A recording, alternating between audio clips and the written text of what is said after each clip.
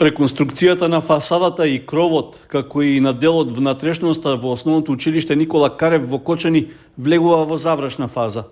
Градежните работи што почнаа минатата година се очекува наскоро да се комплетираат. Станува збор за проект за кој образовната институција доби финансиска поддршка од Министерството за образование и наука, а со цел да се создадат подобри услови за учениците за следење на наставата, како и да се обезбеди термоенергетска заштеда. Замената на кровната конструкција е веќе завршена, а при крај е поставувањето и на термоизолацијата на надворешноста, како и боядесување на фасадата. Не само надворешно, туку и внатрешно има направено доста измени. Во училиштето се набавени смарт табли, се набавени проектори, во кабинетите по природни науки исто така се обновени преку проектот од Министерството за образование и наука. Ставено е водоводна инсталација, довод-одвод, со цел овозможување на подобра работа кај самите ученици од природните науки. Зградата на основното училиште Никола Карев, која е еден од постарите образовни објекти, меѓу другото требаше да добие и целосно ново осветлување.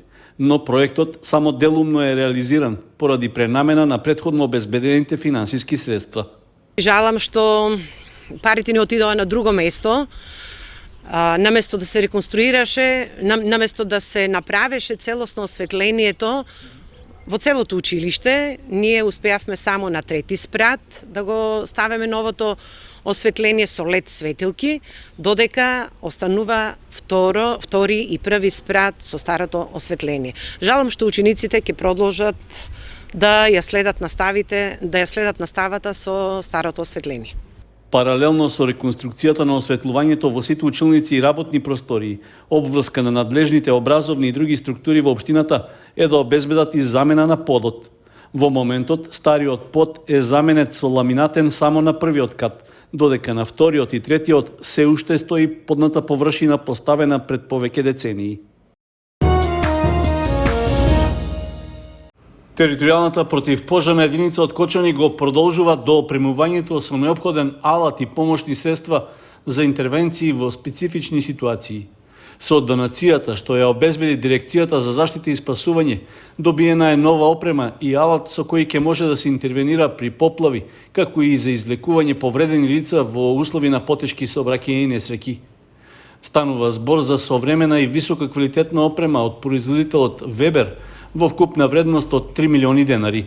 Добивме високо квалитетна опрема, што се користи по високи европски стандарди од фирмата Вебер. Таа би ни користила за поголеми сообраќајки, бидејќи се состои од агрегати за струја, со пумпи, со растегнувачи, исто така имаме и потопни пумпи, што ќе ни служат и за вадење на вода за време на поплави. Имаме носила кои се малку по-модерни со воздушни перничиња и така за полесно да можеме да ги носиме повредените и да се користат за многу други цели. Нашата единица имаше прилично доволно опрема, а сега со оваа опрема се комплетиравме, значи сме спремни за сообраќајки, за поголеми поплави и така. Неодамна територијалната противпожарна единица од Кочани доби и ново интервентно возило за гаснење шумски и пожари на отворен простор. Апостолов информираше дека веќе е завршена тендерската постапка за набавка на опрема, што наскоро ќе биде инсталирана. По обуката на пожарникарите за нејзиното користење, возилото ќе биде ставено во функција.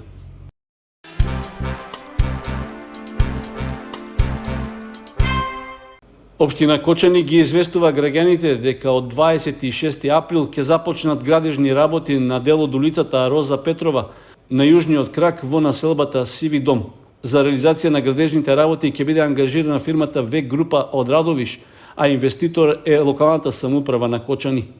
Се работи за реконструкција на асфалтниот коловоз со средства од Меѓународната банка за обнова и развој преку проектната единица на Министерството за финансии. Со отпочнувањето на градежните работи на дел од улицата Роза Петрова, општина Кочани ги информира граѓаните дека треба да ги паркираат возилата на останатите улици. При тоа, пристапот до објектите ќе биде непречен, меѓутоа потребно е зголемено внимание, бидејќи на терен ќе се изведуваат градежните активности. Исто така, упатен е апел до родителите за поголемо внимание за децата при нивната игра додека се изведуваат градежните активности. Додека трае реконструкцијата на улицата, деловните објекти кои гравитираат во овој дел од градот, потребно е да го приспособат дотурот на роба. Од локалната самоуправа на Кочани информираа дека се очекува градежните работи за реконструкција на улицата Роза Петрова да завршат во текот на месец мај. Женската граѓанска иницијатива Антико во партнерство со Организацијата на потрошувачи и Комората на мал бизнис во Кочани реализираше еднодневна работилница за вклучување на родовата еднаквост во потрошувачките политики. Целта е да се дефинира родова перспектива во оваа област на локално ниво, а општина Кочани е дел од мрежата од 6 локални заедници во државата во кои се спроведува проектот. Во рамките на тие 6 локални заедници, исто така е и единицата на локална самоуправа Кочани, која во минатиот период има совет на потрашувачи, меѓутоа сега е во процес на нов совет, бидејќи нели поминал мандатот, ќе се избере нов совет, а советот во рамките на овој проект треба да развие програма за потрошувачи. Значи, како продукт од проектот ќе произлезе исто така и програмата за потрошувачи, на која треба да биде интегрирана родовата перспектива. Што значи дека денес сме тука за да дадеме општите концепти на родовата рамноправност за сите кои учествуваат, сите засегнати страни и актери кои учествуваат во овој проект. Жените и мажите имаат различни улоги во домот и надвор од домот. Така да политиките да бидат прилагодени кон потребите на различни групи на жени и мажи, поготово на тие кои имаат со посебни попреченост, посебни потреби, така натаму. На работилницата во Кочани беа дадени основните концепти за родовата еднаквост во рамки на креирањето на потрошувачките политики. При тоа присутни беа представници од локалната самоуправа, како донесувач на одлуки и креатор на одредени политики, потоа представници од бизнис секторот, како и од граѓански организации и јавни предпријатија. Една од целите на проектот е да се воспостави диалог меѓу сите тие субјекти за да се постигне подобра родова застапеност во обезбедувањето на услугите според потребите и на машката и на женската популација.